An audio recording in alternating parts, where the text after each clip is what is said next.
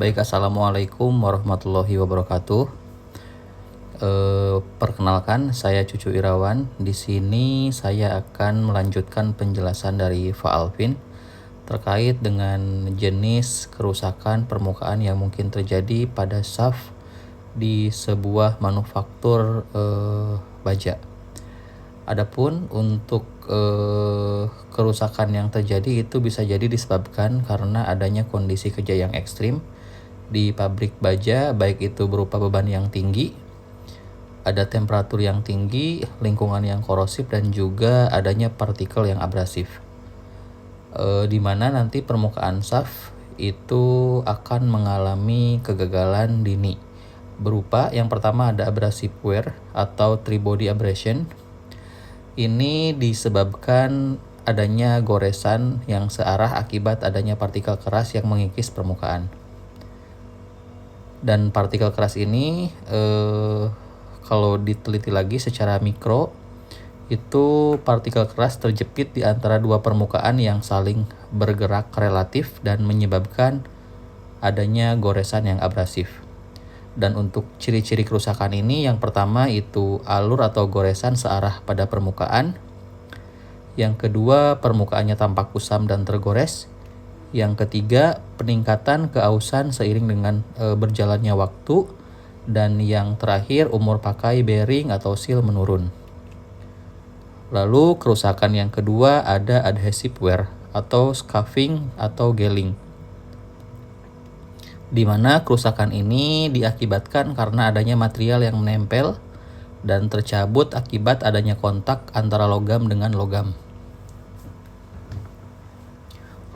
Kontak antara logam dengan logam itu secara langsung akan menyebabkan sebuah ikatan mikro, jadi berupa kayak welding, itu dapat menyebabkan scuffing atau gelling. Dan untuk ciri-ciri dari kerusakan ini, yang pertama itu permukaannya tampak mengelupas atau tercabut. Lalu ada material yang menempel, jadi transfer layer. Lalu suhu operasi meningkat tajam, dan yang terakhir adanya getaran dan kebisingan yang meningkat. Selanjutnya untuk kerusakan yang mungkin terjadi itu ada tribo corrosion, di mana untuk penyebab kerusakan ini adalah berupa korosi dan juga keausan yang terjadi secara bersamaan dan dapat mempercepat pengikisan material. Adapun untuk penyebabnya itu bisa jadi dari air pendingin atau elektrolit. Jadi dengan adanya interaksi mekanis antara logam dengan logam ditambah dengan korosi, elektrokimia dapat mempercepat degradasi permukaan.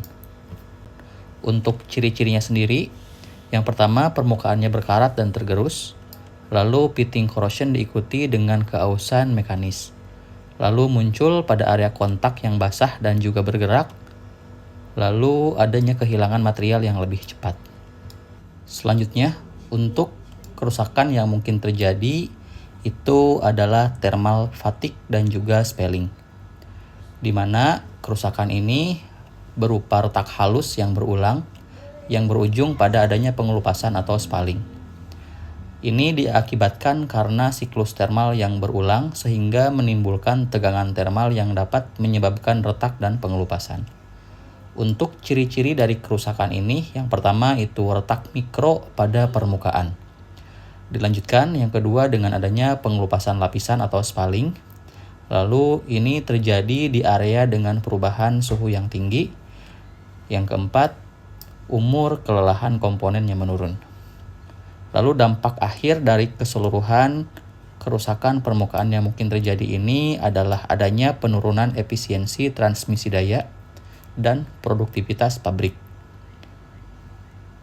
Dampak yang kedua itu bisa berupa biaya perawatan yang meningkat dan juga terjadi downtime yang tinggi. Selanjutnya, resiko kegagalan mendadak atau breakdown maintenance dan juga terjadinya kecelakaan kerja atau insiden. Adapun solusi dari permasalahan ini yaitu berupa penerapan coating permukaan yang tepat untuk meningkatkan ketahanan aus, tahan terhadap korosi dan juga fatigue secara signifikan. Selanjutnya adalah pembahasan terkait dengan kebutuhan sifat coating. Lapisan coating pada sap di pabrik baja harus memenuhi kriteria sebagai berikut untuk memastikan keandalan dan umur pakai dalam kondisi yang ekstrim. Yang pertama, itu high surface hardness, yaitu menahan penetrasi goresan dari partikel mill scale yang sangat keras.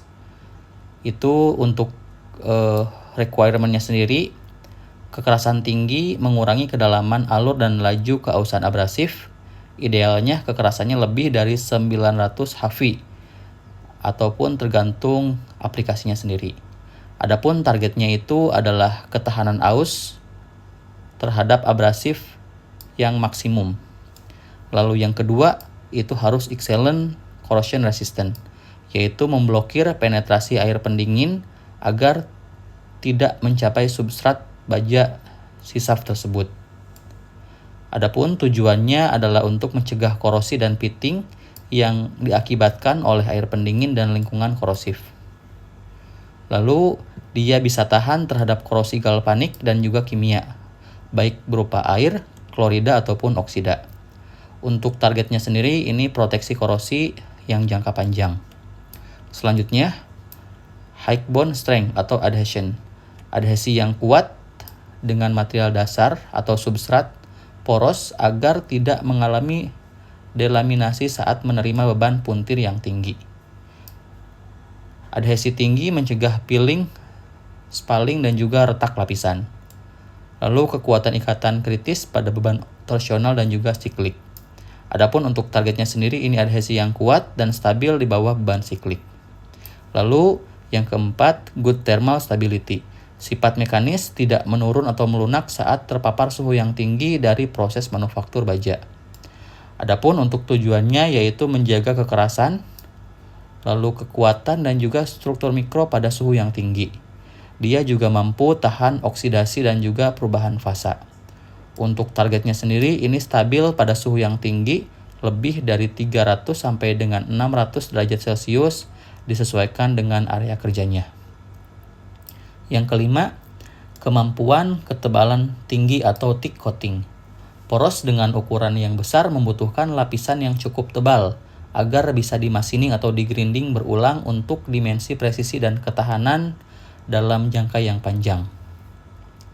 Lalu untuk ketebalan yang memadai untuk stock allowance machining, dan dia tahan aus jangka panjang pada keausan yang berat. Lalu untuk targetnya sendiri ketebalan 100 sampai dengan 500 mikron atau lebih tergantung dari proses dan juga kebutuhannya. Adapun tujuan dari kebutuhan sifat coating ini adalah mampu melindungi permukaan SAF dari abrasi, korosi, dan juga beban yang tinggi serta temperatur yang tinggi sehingga dapat menjaga performa transmisi dan mengurangi downtime. Di mana kondisi operasi SAF di pabrik baja itu dia menerima beban mekanis yang tinggi berupa torsi dan juga gaya lentur yang terjadi secara terus-menerus yaitu siklik. Lalu dia menerima temperatur yang tinggi berupa radiasi panas, lalu adanya air pendingin yang bertekanan tinggi dan juga terdapat partikel abrasif berupa mill scale dan juga debu. Adapun untuk intinya sendiri, itu coating yang ideal untuk SAF di pabrik baja itu harus memberikan kombinasi yang optimal antara kekerasan yang tinggi, tahan terhadap korosi, lalu adhesi yang kuat, lalu stabilitas thermal dan juga ketebalan yang memadai agar mampu melindungi SAF dari keausan abrasi, korosi, dan juga keausan thermal secara berkelanjutan. Adapun hasil akhir yang diharapkan itu harus mampu mengurangi keausan dan juga korosi, memperpanjang umur pakai SAF, lalu meningkatkan keandalan sistem dan juga mengurangi downtime dan biaya perawatan.